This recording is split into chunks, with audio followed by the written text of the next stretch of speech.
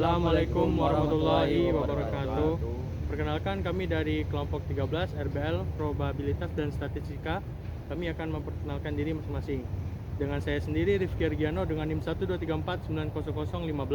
Maka nama saya Muhammad Sawalana dengan NIM 1234927. Dan saya Gani Mahendra dengan NIM 123490022. Selamat menyaksikan. Oke, di sini jadi untuk alat dan bahannya kami pertama menyediakan kabel mikro. Di sini kabel mikro itu sering disebut sebagai kabel micro USB. Nah, kabel mikro sendiri itu adalah kabel yang sering digunakan untuk menghubungkan dan memberikan daya ke perangkat ESP32. Kabel ini juga digunakan untuk mengupload kode atau program dari komputer. Yang kita gunakan di sini untuk pemrogramannya sendiri yaitu Arduino IDE. Nah, dari komputer menuju ke ESP32 menggunakan koneksi USB. ESP32 modul. ESP32 modul adalah microcontroller dengan konektivitas Wi-Fi dan Bluetooth bawaan yang sangat populer untuk proyek IoT. Modul ini memiliki performa tinggi, banyak pin GPIO untuk sensor dan aktuator serta mendukung pemrograman menggunakan Arduino IDE. Berikutnya sensor DHT. Sensor DHT adalah sensor untuk mengukur suhu dan kelembapan. Contoh yang populer adalah DHT11 dan DHT22. Sensor ini sering digunakan dalam proyek monitoring lingkungan karena mudah digunakan dan kompatibel dengan ESP32. Dan yang terakhir, kabel jumper. Kabel jumper digunakan untuk menghubungkan komponen elektronik di breadboard atau langsung ke pin GPIO. Pada ESP32 tersedia dalam 3 jenis. Male to male, kedua ujung memiliki pin untuk koneksi. Male to female, satu ujung dengan pin dan satu ujung dengan soket.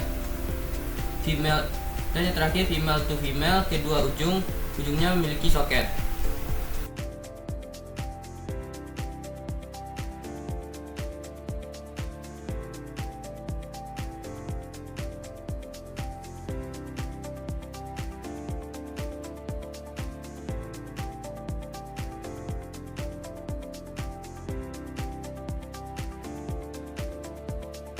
Ini kita akan membuat rangkaian untuk pembacaan data suhu dan kelembabannya menggunakan ESP32 modul dan sensor DHT.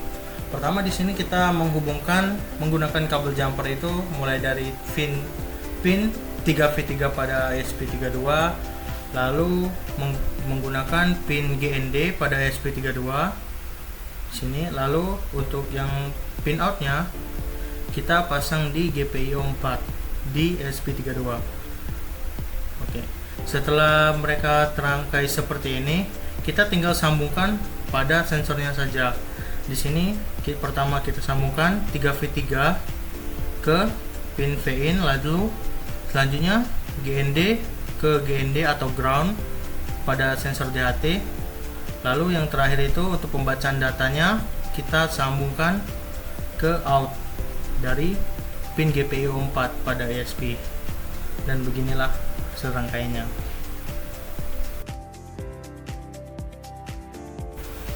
Oke, nah di sini kita akan memasukkan program dari laptop Arduino IDE ke ESP32 dan rangkaian yang telah kita buat. Di sini kita akan menggunakan kabel mikro. Di sini kita colokkan terlebih dahulu untuk USB-nya ke kabel. Lalu untuk kabel mikronya sendiri kita colokkan ke ESP32-nya. Oke, lampunya sudah hidup berarti tandanya sudah masuk. Sini kita akan masuk ke codingannya. Oke, di sini kita masuk ke codingannya, teman-teman. Untuk codingannya tinggal dimasukkan saja. Kita upload ke ESP32-nya. Setelah diverifikasi seperti ini, tinggal kita uploadkan ke ESP-nya. Tinggal menunggu saja uploadan codingannya.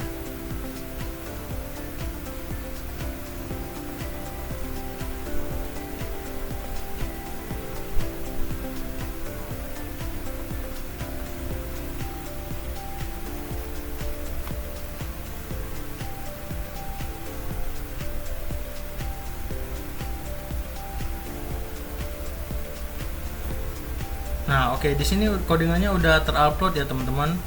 udah masuk ke program ESP32-nya. Di sini menandakan bahwa uploadan sudah selesai. Setelah ini kita buka serial monitor dan di sini akan keluar hasil yang pertama, pembacaan yang pertama. Oke, selanjutnya untuk 15 menit selanjutnya kita akan mengambil untuk pengambilan data kedua. Oke, di sini kita masuk ke data kedua ya. Untuk pengambilan data kedua ini kita melakukan hal yang sama seperti sebelumnya, cuman pada 15 menit yang selanjutnya. Di sini kita upload lagi codingannya.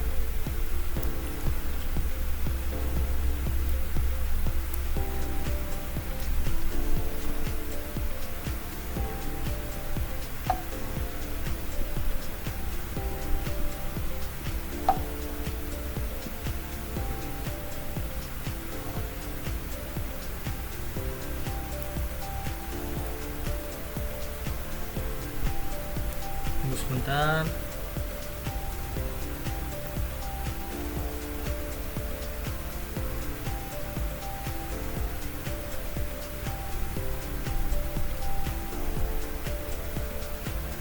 Oke, nah di sini udah masuk. Codingannya berarti udah masuk. Di sini kita tinggal menunggu loadingnya sebentar. Nah, ini sudah menandakan bahwa codingannya kembali masuk. Di sini kita tinggal ambil data yang kedua, tuh yang pertama kali muncul pada 15 menit yang pertama ini. Ini kita merupakan data kedua dari percobaannya. Selanjutnya data ketiga.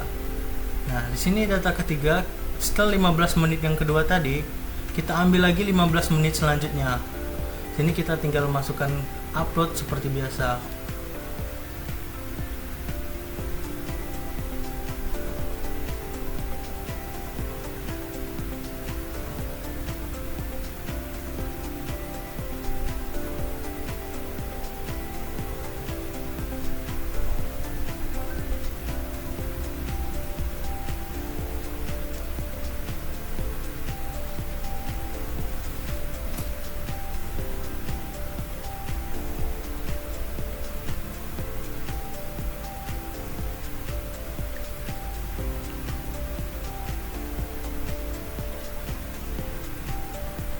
Sebentar lagi, tunggu ya.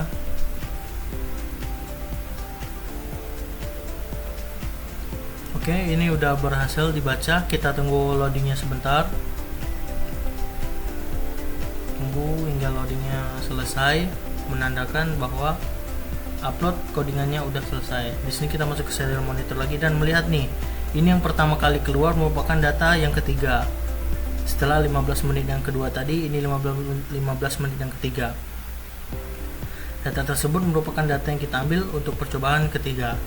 Selanjutnya kita masuk ke yang keempat. Di sini sama seperti biasa ya, semuanya tinggal diulang-ulang percobaannya, hanya berbeda selang waktunya selama 15 menit. Jadi setiap 15 menit sekali itu kita ambil datanya untuk setiap percobaan. Di sini kita mengambil 5 percobaan itu dalam sehari. Di sini kita tunggu lagi upload untuk percobaan keempatnya.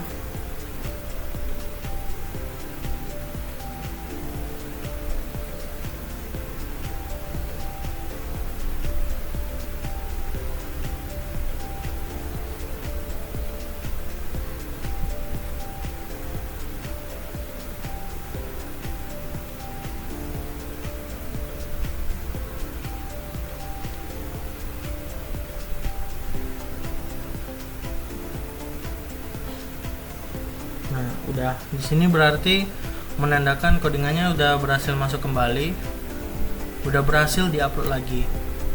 Kita melihat ke serial monitornya. Nah, di sini udah mendapatkan data yang keempat.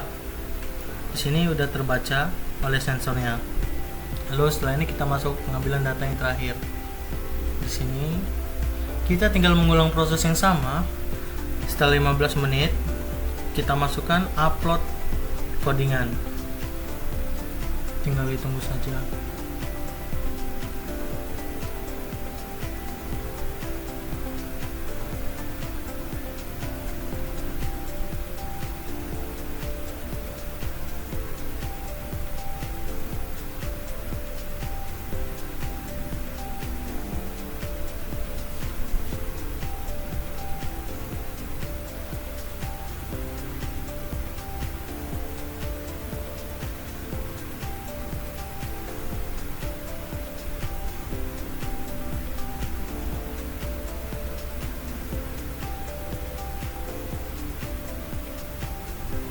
Oke, ini sudah menjelaskan lagi bahwa codingan yang kita upload itu sudah terupload ke dalam sensornya, dan sensornya juga berhasil membaca codingan yang telah kita buat.